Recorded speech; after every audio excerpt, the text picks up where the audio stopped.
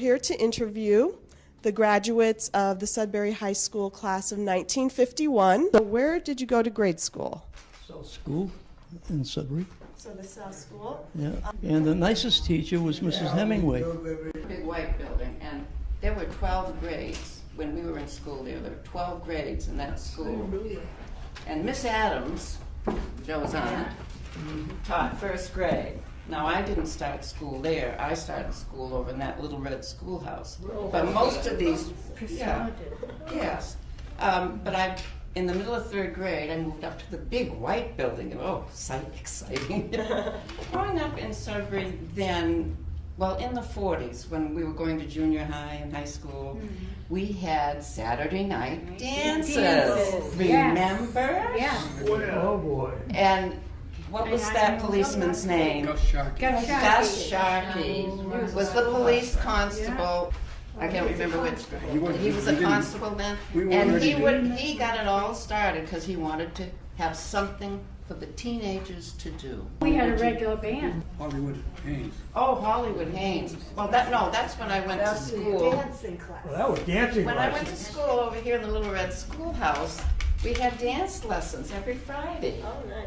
Upstairs in the old ballroom, and Hollywood Al Haynes, would give us the lessons, and Miss Bennett would play the piano. It was a good place to grow up. It really was. So, okay. And it was. We had two doors in that school. They had a boys' door, And a girls' door. and a girls' door. Yes. And you better not go in the wrong door. Yeah, that's right, yeah. And the boys damn well better take their hats off. Yes. And you are David Haas? Yes, thank you. I couldn't remember. Well, I'm looking at everyone's names as I walk around. There was a tradition in Sudbury High School that is not probably recorded in the records anywhere, but occasionally the boys would get horsing around in the hallway and some boy would be getting picked on. And he'd be dragged into one of the classrooms and the window would be open and he would be hung out the window. By the feet. And times, Audrey, do you remember anything about this? Yes. Were you hung out to dry? I was hung out to dry. I did Josephine. Was I pulling the rope or was somebody else? No, I think you're the one that put me in the wastebasket with my legs hanging out.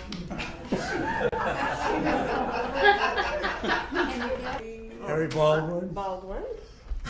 The seventh grade upstairs in the summertime, the seventh grade room was right exactly opposite the first and second, above the first and second grade room. And when the windows open, if the teacher wasn't looking in the seventh grade room, you could fire a paper airplane out. You bent the corners of the wings down a little bit, and it would go out and it would go right in the first and second grade room. So you were very early engineers. So, who has questions? It's not unusual. And your name? Audrey Glasgow. Okay, so Audrey, it says, memories about getting to and from school in various weather conditions, car, bus, walk, bike. How did you get to school generally? I walked. And how did most of your classmates get to school? Did most people walk? No, I walked because I was late all the time. An incident. Sure. It was 28 degrees below zero. Okay. The bus didn't come. There was no school. I lived with my grandmother and grandfather on Dutton Road, this little road right out here. And there was snow too. You had to melt a hole in the window with your thumb in order to see the thermometer. Frost. The next day it was 30 below. This one on, I'll shorten it just to show, it went as far as 34 degrees below zero before it went down to 30 below and then 28, 24, and then we were back to school again. Finally, Tessie Bradshaw's bus showed up and school started. That was when I was about 7, so that was probably around 1940. Science. Mrs. Bogle and Dick Sprague.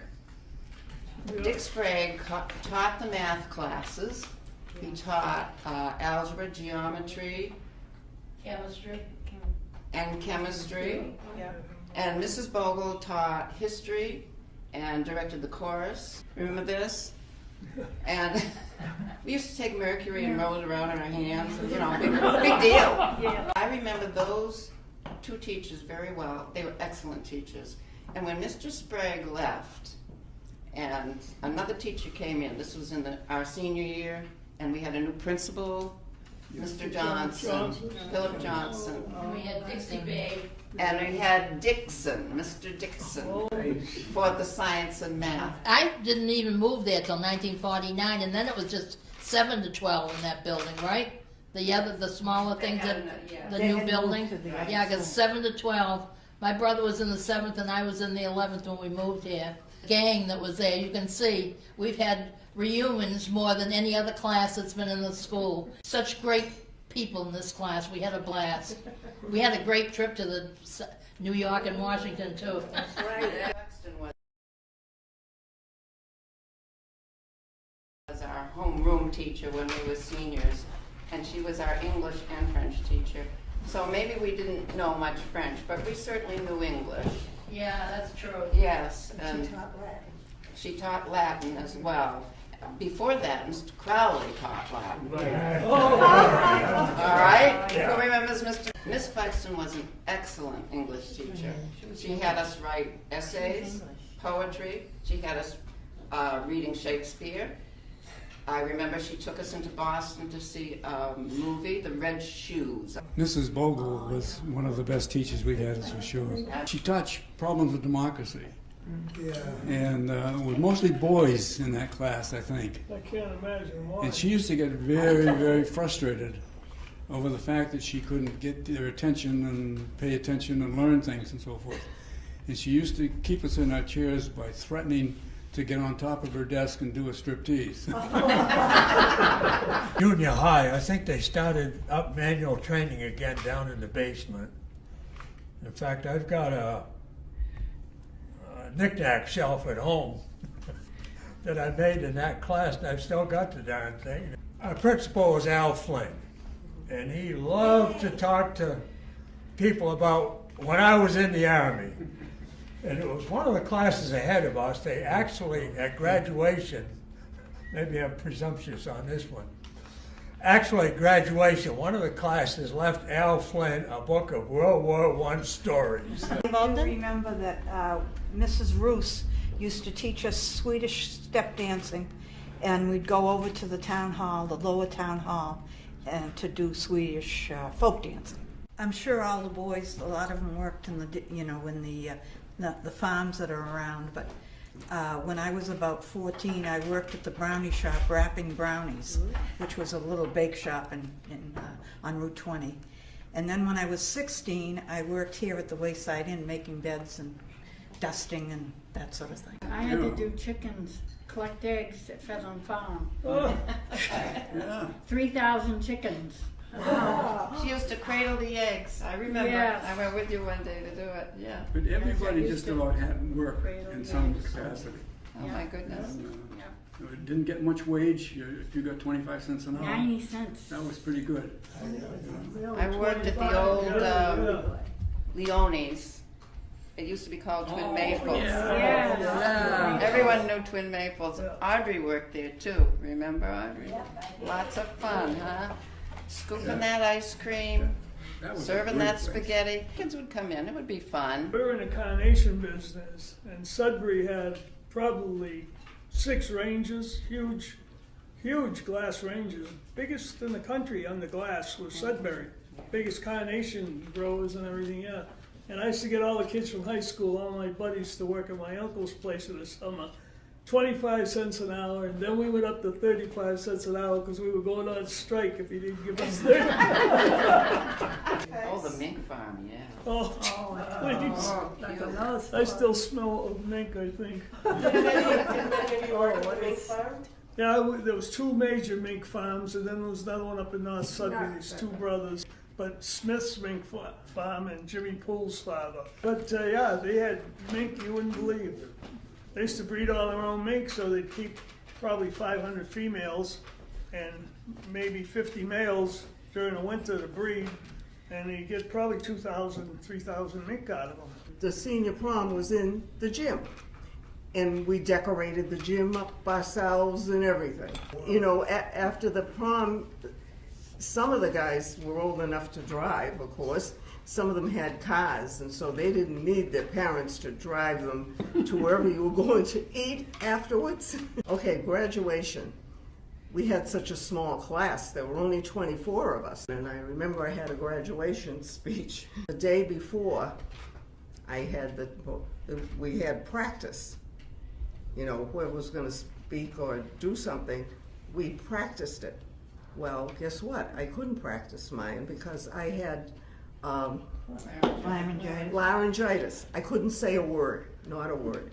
And my mother, at the night of graduation, she's naturally sitting in the audience and she's praying I could actually speak. And guess what? I could speak that night. Do you remember where we went after Just one white graduation? one. After graduation, we all, the whole class, and Miss Buxton too, we went to the Meadows, Vaughn Monroe's Meadows. That is a neat place. Sure. Yeah, you were all talking about schools. I went to school here for the elementary. Yeah. Grade 4 up through 8.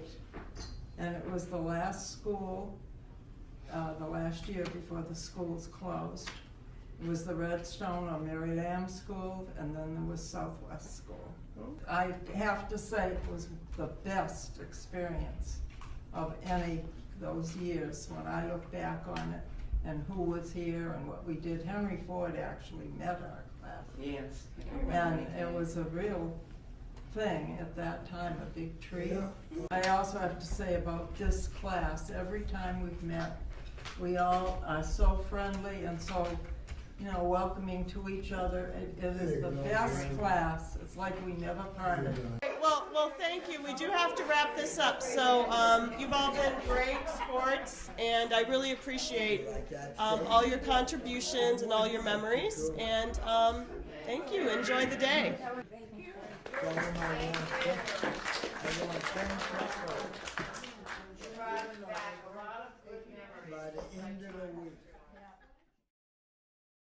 Hi, I'm Katina Fontes at the home of Joe and Jackie Bausk, with the people who are going to share some memories of their school days. My name is Harold Cutler. I graduated from Lincoln Sudbury in 1962. But I attended Sudbury Public Schools from the 1st to 6th grade, and then moved up to Lincoln Sudbury, where I attended 7th through 12th grades in the brand new school there. Others may have attended the South School and some of the other schools in town. The Edison School, someone may have a story to tell about that. I think there's quite a few of us that have gone to the South School, but there were 2 classrooms, and there was a 2nd grade and a 1st grade. I was Joanne Long. My last name is Howe now. And mine was the first class to go through Lincoln Sudbury from the 9th grade through the 12th. And they very cleverly, when we were in the 8th grade, sent our 8th grade, bused us to Lincoln, to the Smith School in Lincoln, so we could get to know the other kids that would be in our class. And they bused Lincoln kids to the 9th grade in Sudbury the year while the school was being built. So that when Lincoln Sudbury opened up in 1956, the first 2 classes, the younger 2 classes knew each other. And I thought that was unusually sensitive and smart. There was one more school that Henry Ford oversaw, actually 2 more, but the Southwest School was still there, and that was just like the Little Red Schoolhouse was grades 1 through 4 with 16 children and 1 teacher. The Southwest School was grades 5 through 6, 8, and they had a huge, like, multi-story jungle gym there that got moved to the center when that finally, when that school closed. The Edison School, what it was for the Edison company, they used that building, and then they allowed the Sudbury School to use that building once they no longer needed it. And if the school teacher was absent that day, they would recruit one of the high school girls, and we went and took her instructions for the day, and we taught. My name is Sheila Davison. I grew up in Sudbury as Sheila Moynihan. I was born in Sudbury, and I lived in Sudbury until about 6 or 7 years ago. I graduated from Lincoln Sudbury in 1958. But the thing I remember particularly about the South School was that there was a coat room, one for the first grade, one for the second grade, and that was where we also stored our lunches. And so you had to bring a lunch that was going to hold up through the heat of the day, and they delivered cartons of milk to the basement every day so that we all could have a carton of milk with our lunch. When the center school opened, there was a cafeteria, and that was like, wow. I mean, we thought that was really great that you could buy hot lunches, and probably all of us who are here today remember Ma Wheeler, Right. who was in the cafeteria and most beloved by all of us. In the high school building, there was, again, a coat room in the basement. On the girls' side, there was a girls' one where the girls' bathroom was and a boys' one on where the boys' one was. Some of the classrooms were kind of small. The one where Miss Buxton taught Latin was just sort of like a little annex that was a rather small room. The business room where they taught typing and shorthand was a fairly sizable room. There was a home economics room. There was a shop in the basement. I was specifically going to recall riding to school in an old school bus that had a center row of small bench seats, 2 or 3 people wide, and continuous long bench seats along both sides of the bus inside. And it was driven by Tessie Bradshaw, and he would call out as the bus got fuller and fuller, shove down, double up. Did you have to sit on laps? That's what it meant, double up. My name is Bruce Quirk. I moved to Sudbury in 1950 from Watertown, and I've lived here ever since.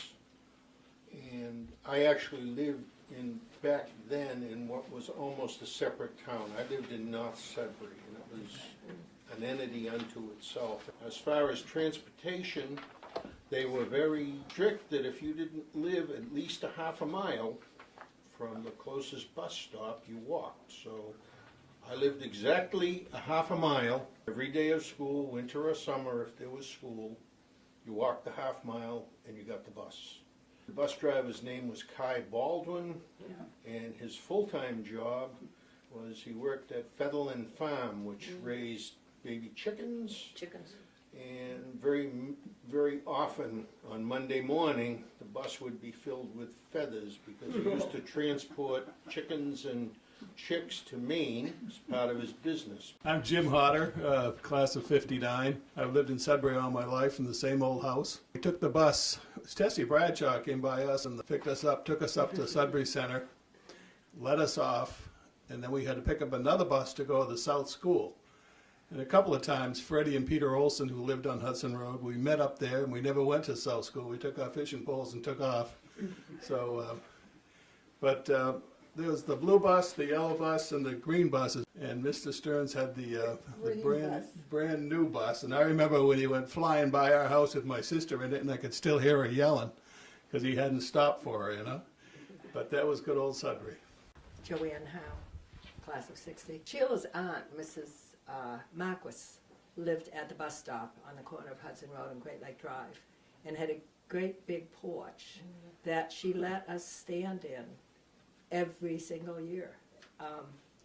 The whole group, everybody from the neighborhood that met at that bus stop from ages 6 to all through school, and probably as many as 20 kids at a time. We didn't stand there if it was a nice day, but if it was raining or snowing, we were welcome to be there. And I think that was sort of symptomatic of what this town was like then. I'm sure she was probably letting the kids stand there for years after her daughter graduated. I also had Tessie Bradshaw as a bus driver. I was lucky. My bus stop was at the end of my driveway.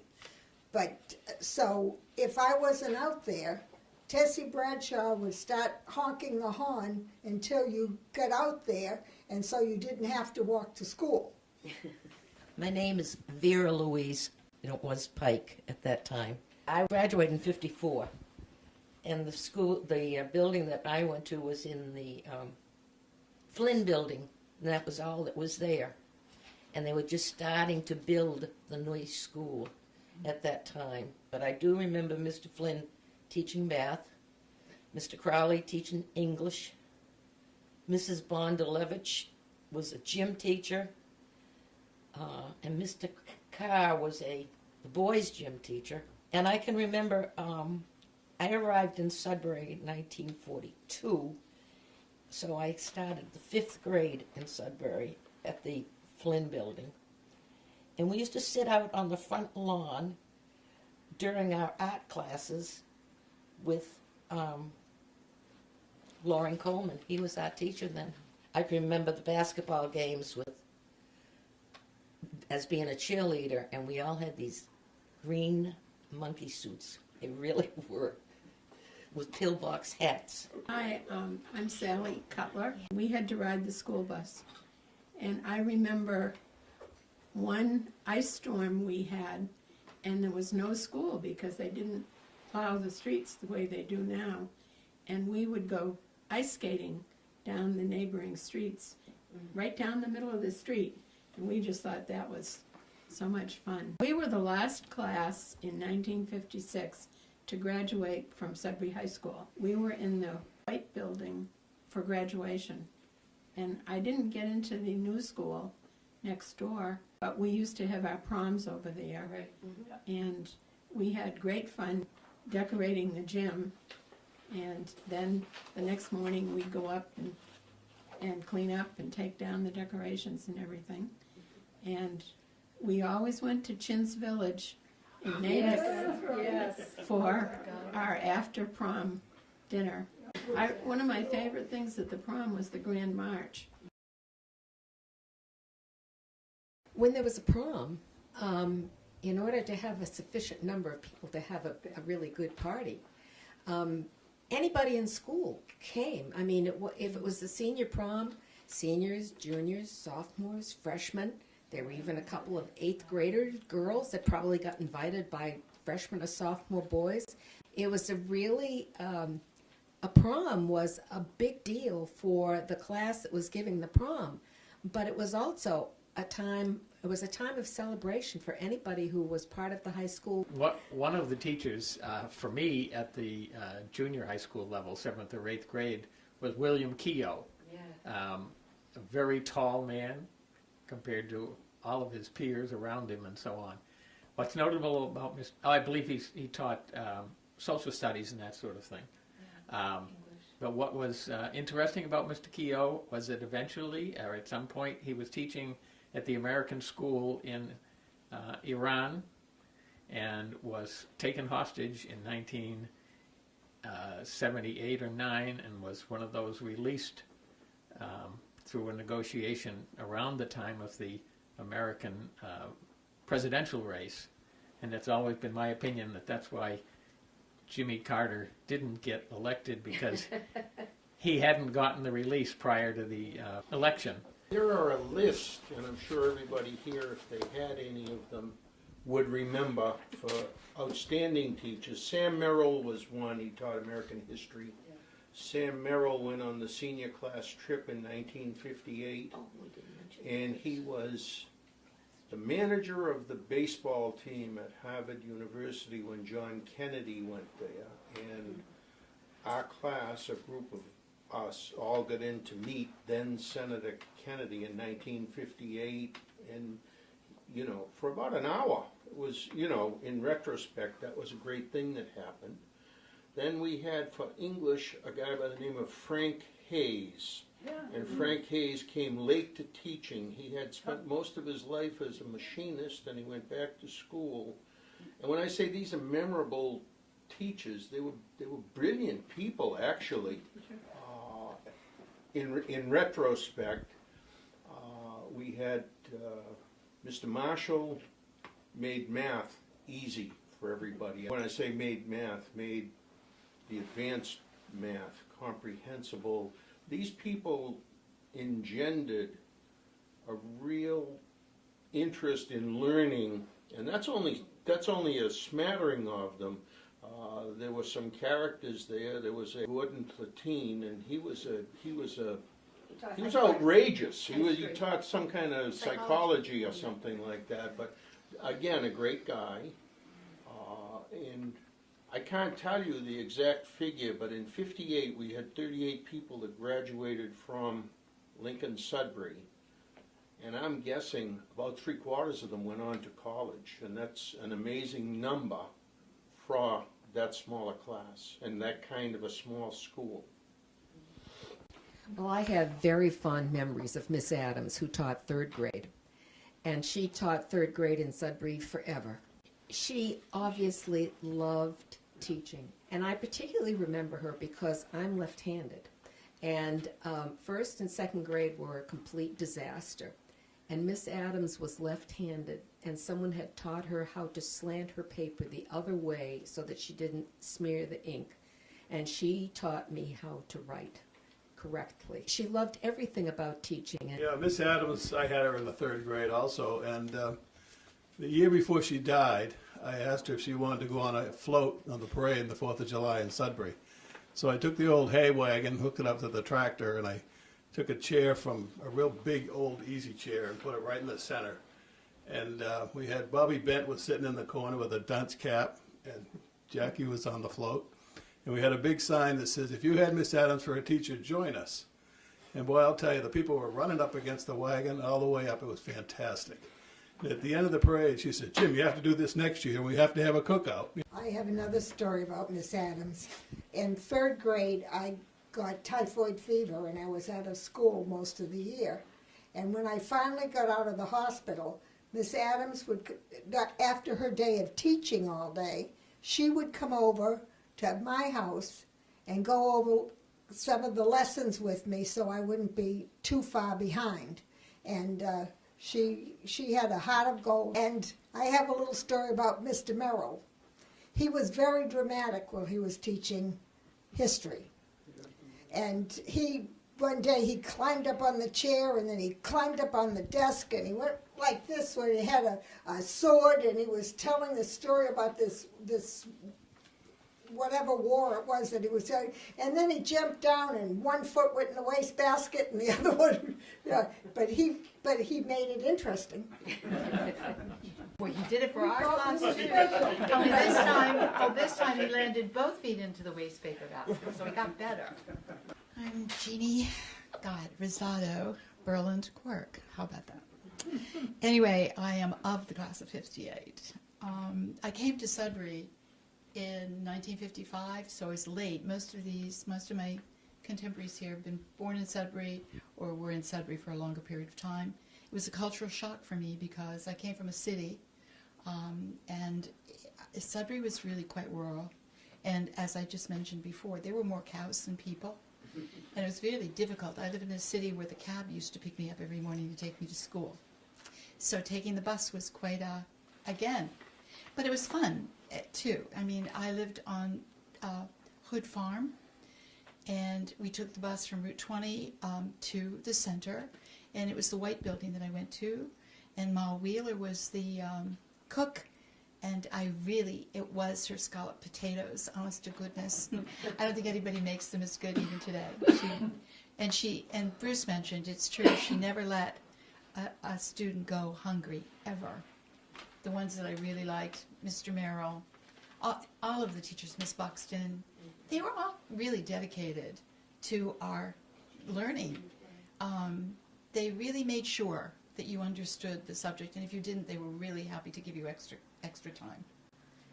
I've been in Sudbury ever since. I've never gone anywhere. I'm still here. I did, on that school bus ride to the center from the Post Road, go by Miriam Heath's house, and she did the greeting cards in Sudbury, and I always wanted to live there. And guess what? We do. It would be a variety show where people would dance or sing or put together some kind of a combo. I clearly remember one year that the cheerleaders put together a kick line. And then there were maybe 6 or 7 guys in the class of 56 who wore tutus and wigs and did their own kick line. Every year the senior class put on a play. That's another big thing for the senior class. Senior class took a trip to Washington, D.C. every year. Senior class did a play every year. Senior class had a prom every year. It was really a big deal to be a senior.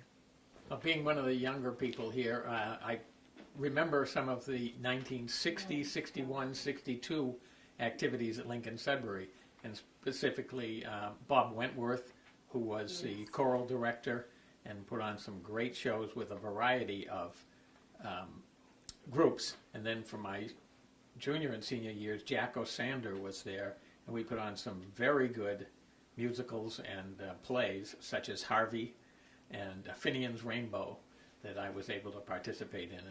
They used to have the shop program for the boys downstairs in the cellar of the Flynn building. And Ted Downing, I think was Mel Downing. Mel Downing was the teacher. And we went down there, and I have to mention this name, it's Gus Sharkey. Used to work down there all the time, building doors and fixing hinges and doing everything else. And if you ever ask Gus what he's doing, he would always say, I'm building a rudder for a duck. No matter what you asked him.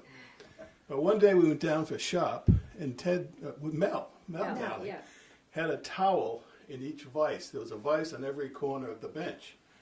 And we didn't know what it was all about. All of a sudden, this one fellow who was in our class came in with long hair and refused to get a haircut. Well, we all grabbed him, threw him on the bench, hooked up his hands and legs on the towels, and cut his hair off. And, you know, you try to do that now, you'd be in jail. You know, it comes to me now when you were asking about when fashions changed, and some people here will remember when George Horton moved here from California, and George was he later became the coach of basketball at regional school, and he had lost all 4 fingers in a shop accident in California, but it never held him back. He was an all-star in the state in basketball, but he had the pegged pants. You couldn't figure out how he put them on. He had a different kind of sports shirt. He did actually change the styles in the junior and senior year at regional. That did happen. Sudbury was a very small town, in at least the days I remember most importantly. What I remember is Billy Smith, Frank Vanna, and I. We all lived in South Sudbury. We were all within 5 minutes walk to each other's houses. And where Concord Road comes down to Route 20, where there was a big field there, because it's now all built up, but a big field there, and we played ball there all the time. Frank and Smitty and I had a lot of time, and to this day are good friends, although we see each other less often. We fought one of the fires down near the Wayside Inn one year. We took off to the fire. God knows how parents didn't go absolutely out of their heads, because we were gone for 4 or 5 hours, and we were teenagers at that time. I actually remember when the Wayside Inn burned. And do you remember we all went around and collected signatures for that? We all did that, and we were part of getting it restored. We wrote to Henry Ford, and we got it done. So the Wayside Inn, anyway, I adore it. I still go there. Love it. 2 more of our schoolmates were Jeannie Freedy and Kurt Harding. They were high school sweethearts, and they got married, and that had their reception at the Wayside Inn. And that evening was the night that the Wayside Inn burned. After school and weekends and everything, I worked for Danny Krause in the center of Sudbury, and he was a character and a half. We were painting the greenhouses one day, and they're all white, the bars.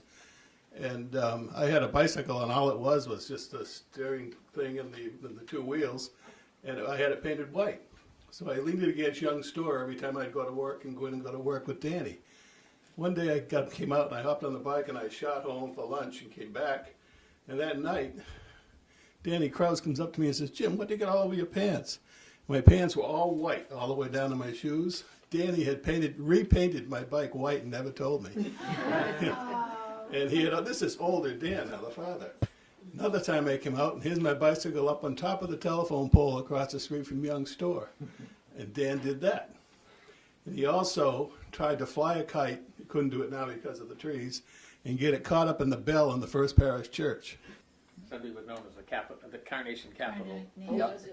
And of course, for several people in Sudbury that were in that business, it made them quite, how do I say, quite wealthy, because 1938 hurricane took out all of the flour. It wasn't like today where you could have trucks or planes flying them in for all of the things that they needed flowers for.